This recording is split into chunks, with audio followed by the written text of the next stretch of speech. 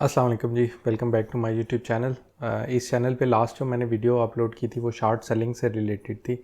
तो उस पे एक अकाउंट से एक कमेंट आया था जिसमें तकरीबन 6 क्वेश्चंस थे। उन्होंने अपने अकाउंट को M_I_R से लेबल किया हुआ है ये देख लें।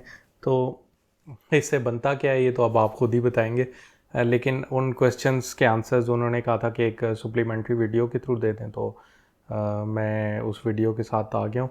असल में ये मैंने अगले दिन ही प्लान किया था उन क्वेश्चंस को आंसर करने का, लेकिन सेंटर में कुछ ऐसी चीज़ें आ गई जिस पे फिर और किसी चीज़ को मैं प्रेफरेंस नहीं दे सकता था, फैमिली रिलेटेड मैटर्स। तो काफ़ी दिन बाद थोड़ा सा टाइम मिला है मुझे, तो मैं वापस आया हूँ फिर। तो देखते हैं उनके क्वेश्चंस 1 to 6 सारे क्वेश्चंस को एड्रेस करेंगे। तो सबसे पहला क्वेश्चन जो है वो मैं कंप्यूटर स्क्रीन से पढ़ लेता हूँ अभी। सबसे पहले तो गुड इन्फो ब्रो उन्होंने कहा, सो थैंक यू। आप लोगों की अप्रिसिएशन की वजह से ही ये चैनल चल रहा है, और इसी तरह आप अगर सपोर्ट करते रहे तो मैं भी मोटिवेटेड रहूँगा।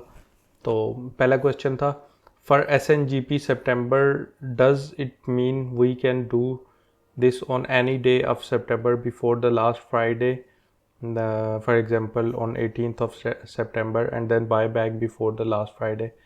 Or then is there a limit on which we can not utilize the future contract? I mean, if you can take the contract only during the first week or the first day of the month. अच्छा, उनका कहने का मतलब ये है कि first week में या फर्स्ट डे को ही आप सिर्फ ख़रीद सकते हैं, या महीने में किसी भी टाइम पहले आखिरी फ्राइडे से पहले जो है आप ख़रीद या बेच के जो है वो नेक्स्ट फ्राइडे को सेटल कर सकते हैं।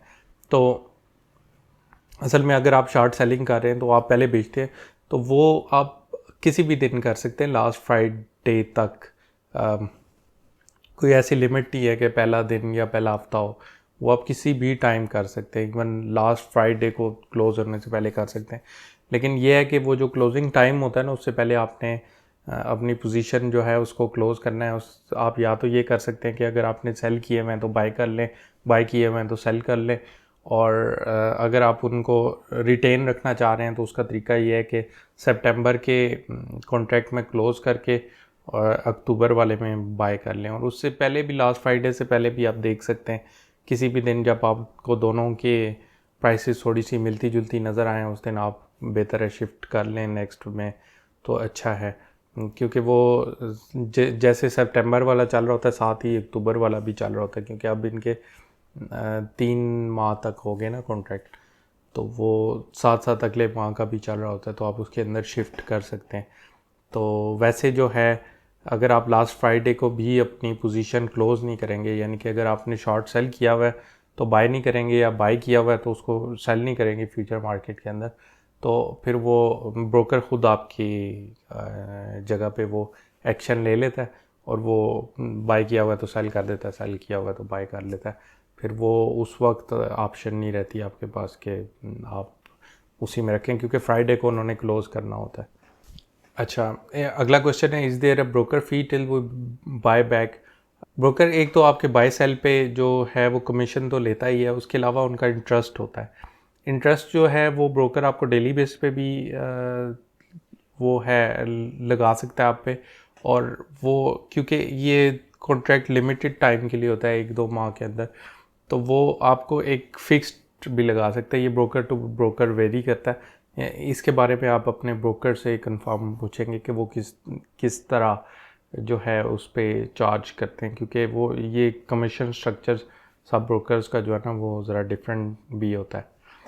तो जो वो इंटरेस्ट है वो आपको ब्रोकर से पूछना पड़ेगा किस तरह वो लगाते हैं, डेली बेसिस पे लगाते हैं या फिक्स लगाते हैं, लेकिन वो होता है, ज़रूर होता है। अच्छा, क्वेश्चन 3 है, why market goes down in last week due to this? Because it means in last week future traders will be buying back, however they can, so market should be going up, but they say there is selling pressure due to future market. What does it mean? तो अगले question का मतलब ये है कि आखिरी जो हफ्ता है या उस वक्त तो वो ख़रीद रहे होंगे वापस जिन्होंने भी शॉर्ट सेल किया हुआ होगा, तो फिर भी मार्केट क्यों नीचे जाती है? तो असल में चीज़ ये है कि जिन माह में, जिन टाइम्स में मार्केट नॉर्मली ऊपर जा रही होती है, उन दिनों भी फ्यूचर मार्केट भी ऊपर ही जा रही होती है। तो फ्यूचर मार्केट में भी लोगों ने पहले सेल करने के बजाय पहले बाय किया हुआ होता है, क्योंकि उसमें भी दोनों चीज़ें हो सकती हैं, शॉर्ट सेल भी हो सकता है, इनके पहले सेल कर दें या पहले बाय कर लें। तो वो उन्होंने पहले बाय किया होता है और वो फिर आखिरी हफ्ते में ज़्यादा सेलिंग हो रही होती है, उस वजह से कभी ये उसकी वजह से भी वो जब सेलिंग होती है तो वो प्रेशर आके जो है वो मार्केट नीचे जाती है। तो असल में ये इस तरह नहीं है कि फ्यूचर मार्केट में सिर्फ पहले सेल करके बाद में बाय कर सकते हैं, बाय करके सेल भी कर सकते हैं। तो ये डिपेंड करता है, अगर मार्केट नॉर्मली ऊपर जा रही है तो फिर ज़्यादा लोग बाय करने को प्रेफर करेंगे, सेल करने को कोई नहीं करेगा। Is this short selling done on leverage money और it is own money, what is the leverage, also explain that please. तो इसमें एक तो वो पूछ रहे हैं कि लेवरेज क्या होती है, और दूसरा वो लेवरेज मनी पे ही शॉर्ट सेलिंग होती है या आप अपनी मनी पे भी सिर्फ कर सकते हैं। अच्छा, डिफरेंट ब्रोकर्स जो है ना वो डिफरेंट लेवरेज आपको प्रोवाइड करते हैं, कुछ 2 टाइम्स करते हैं, कुछ 3 टाइम्स करते हैं, कुछ 10 टाइम्स कर सकते हैं। तो लेवरेज ये होती है कि मसलन आपके पास 30,000 रुपया पड़ा हुआ है और लेकिन आपके पास बाइंग पावर जो है वो 90,000 की हो, मसलन टू टाइम्स और लेवरेज दे दी आपके ब्रोकर ने आपको, लेकिन उसमें फिर ये होगा कि आप मसलन 30,000 के होते हुए आप 90,000 का अगर आप शेयर्स खरीदेंगे तो उस 90,000 पे अगर प्रॉफिट जो है जो होगा वो, क्योंकि 30,000 से तो नहीं 90,000 ले रहे हैं ना, तो प्रॉफिट भी आपको ज़्यादा होगा, लेकिन अगर लॉस होता है तो वो भी 3 टाइम्स ज़्यादा होगा। मसलन 30,000 पे आपको 1,000 रुपये का प्रॉफिट होना था, तो वो आप जब 90,000 की लेवरेज को यूज़ करके 90,000 का जब आप बाइंग करेंगे या शॉर्ट सेलिंग करेंगे तो फिर आपको जो प्रॉफिट होगा वो 1,000 नहीं 3,000 हो जाएगा। इसी तरह अगर स्टॉक की प्राइस नीचे चली जाती है और आपको नॉर्मली 30,000 पे 1,000 का नुकसान हो जाता तो वो 3,000 का नुकसान हो जाएगा। अब इसमें क्योंकि 60,000 रुपये जो हैं वो आपके ब्रोकर के हैं और 30,000 आपके हैं, तो जो भी प्रॉफिट और लॉस होगा उसमें आपका ब्रोकर जो है ना वो आप हिस्सेदार नहीं बनेगा। उसने सिर्फ अपनी जो मनी दी हुई है, एक तो उस पर थोड़ा सा इंटरेस्ट जो भी आपके ब्रोकर का कि आपसे सेटिंग हुई हुई है या उनका जो भी कमीशन है उसके मुताबिक वो इंटरेस्ट अपना ले लेगा, और दूसरा वो बाइंग सेलिंग पे ना मसलन 30,000 आप शेयर्स लेते तो उनका कमीशन कम बनता। आपने 90,000 शेयर्स ट्रेड किए, बाय सेल जो भी किए हैं, तो उस पर उनका कमीशन भी एक ज़्यादा बनेगा। तो उनको ये 2 फ़ायदे, वो आपकी फ़ायदे नुकसान में हिस्सेदार नहीं बनते। इसीलिए आपका अगर 30,000 के बजाय 90,000 का जब पैसे यूज़ करके आप प्रॉफिट लेते हैं तो वो भी 3 टाइम्स लेते हैं, और इसी तरह जब नुकसान होता है तो वो भी 3 टाइम्स आप ही को नुकसान होता है। तो लेवरेज का ये फ़ायदा या नुकसान होता है, इसको ये कहते हैं। वैसे मेरे ख्याल में आप कभी भी मैं तो ये रिकमेंड करता हूँ कि लेवरेज में ना खेलें, क्योंकि अगर फ़ायदा हो गया तो हो गया, लेकिन अगर आप नुकसान में चले गए ना तो अक्सर लोगों का पूरा अकाउंट भी वाइप आउट हो जाता है। क्योंकि अगर आपने 30,000 रुपये अपने लगाए हुए हैं तो आप थोड़ा ही नुकसान करेंगे ना, शायद 15,000 उसमें से उड़ा दें। लेकिन अगर 90,000 लगाए हुए हैं और 30,000 आपकी अपनी अमाउंट है तो वो अगर आधा भी आपका नुकसान होता है तो आपका 45,000 का हो गया, यानी कि 15,000 आपके को अपने पास से देने पड़ेंगे। 5th क्वेश्चन जो है वो उनका वॉल्यूम के बारे में है, तो ये क्वेश्चन पढ़ लेते हैं।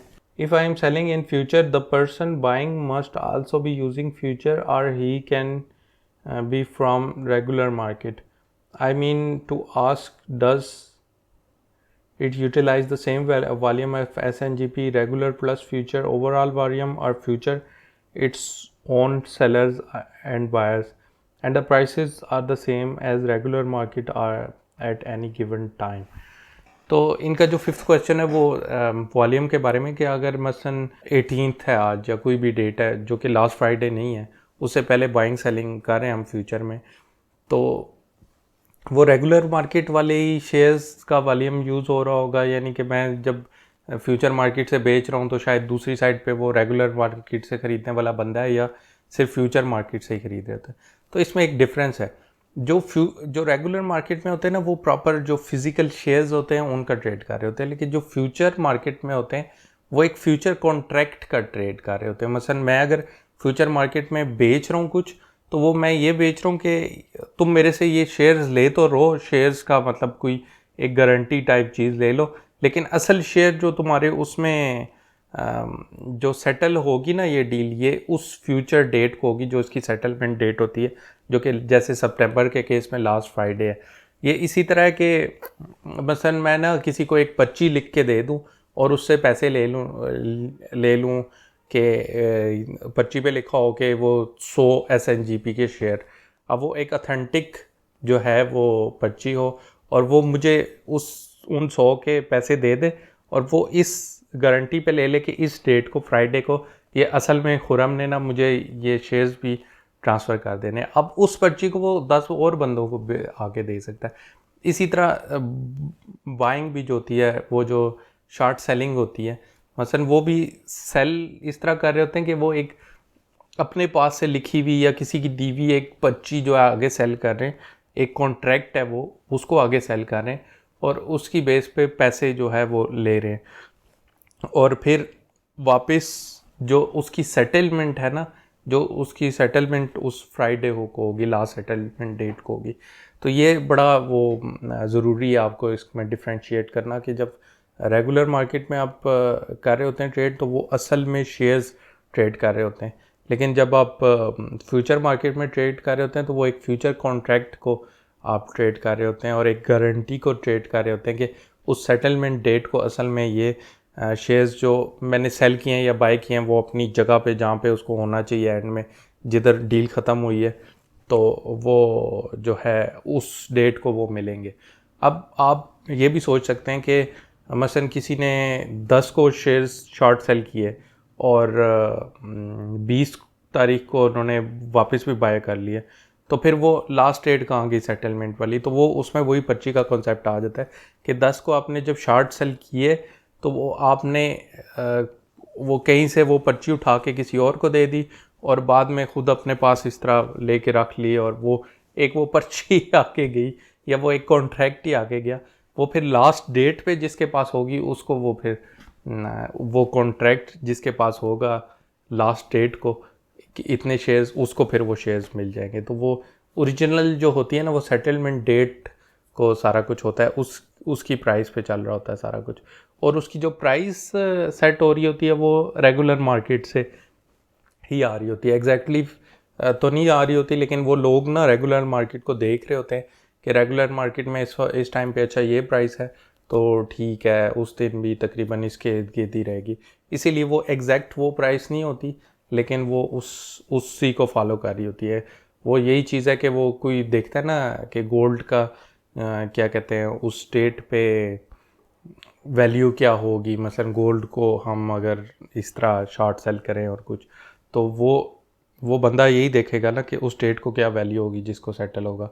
वो फिर उसमें अंदाजे भी शामिल होते हैं और वो फिर उसकी ओरिजिनल वैल्यू से भी देख रहे होते हैं, अच्छा ठीक है शायद इतनी हो, जैसे ऊपर चली जाए नीचे चली जाए, इसीलिए उसको लूजली उसको फॉलो कर रही होती है जो रेगुलर मार्केट में उसकी प्राइस होती है।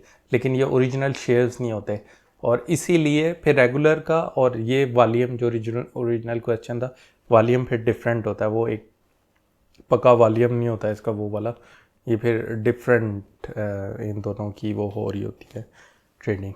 अच्छा, 6 क्वेश्चन उन्होंने कहा last but not the least, पढ़ लेते कि ये फ्यूचर मार्केट का या शॉर्ट सेलिंग का इस्लामिक पर्सपेक्टिव क्या है। तो इसमें मैं जाकिर नाइक साहब को सुन रहा था, इसके अलावा मुफ्ती तारिक मसूद साहब हैं पाकिस्तान के, उनको सुन रहा था। तो वो क्योंकि जैसे कि मैंने आपको समझाया कि ये एक फ्यूचर डेट को असल में सारी ट्रांजैक्शंस होती है, और उससे पहले हम वो अजम्पशंस पे ही चल रहे होते हैं कि उस दिन ये होगी वैल्यू ये होगी, तो उनके मुताबिक ये एक स्पेकुलेटिव चीज़ है, तो वो उनके मुताबिक ये ठीक नहीं है मतलब। और वो दोनों मेरे ख्याल है जाकिर नाइक और मुफ्ती तारिक मसूद ठीक ठाक अच्छे नामवर वो मुफ्ती साहिबान हैं, तो काफ़ी मशहूर भी हैं और मेरे ख्याल है काफ़ी काम कर रहे हैं, दोनों का काफ़ी काम कर रहे हैं। तो मेरे ख्याल में उनकी बात पे हम यकीन कर सकते हैं कि वो उनके मुताबिक इसमें ट्रेड करना ठीक नहीं है। और लास्ट पे उन्होंने कहा था कि hopefully you will explain this all in short supplementary video. तो शॉर्ट पता नहीं मैं रख सका हूँ या नहीं, सप्लीमेंट्री वीडियो आपके लिए ये मैंने शूट कर दिया है, तो ये अभी मैं आज या कल में ये अपलोड भी हो जाएगी इंशाल्लाह। सो thanks for watching my YouTube channel, और आप इसको सब्सक्राइब कर लें। और भी किसी के क्वेश्चंस हो तो इसी तरह छोड़ते रहे, मैं क्वेश्चंस के नीचे आंसर कर दूंगा या इस तरह वीडियो के थ्रू भी कर सकता हूँ। जैसे कि इनके काफ़ी क्वेश्चंस थे और इनकी स्पेशल रिक्वेस्ट थी कि वीडियो के थ्रू समझाएं, तो मैंने फिर कर दिया, क्योंकि वीडियो में आपके पास काफ़ी चांस होता है लंबा बोल सकते हैं। वैसे तो आप अगर मेरे रिप्लाइज़ देखें तो काफ़ी लंबे लंबे होते हैं, लेकिन उनको पढ़ना भी तो बड़ा मसला होता है ना। तो जितना अच्छा वीडियो के थ्रू समझाया जा सकता है वो वाकई इनकी रिक्वेस्ट सही थी कि आप वीडियो के थ्रू ही जो है वो कर दें तो ज़्यादा बेहतर है। So thanks for watching, see you in the next one. Do subscribe, और अगर वीडियो पसंद आई हो तो इसको लाइक कर दें। सी यू।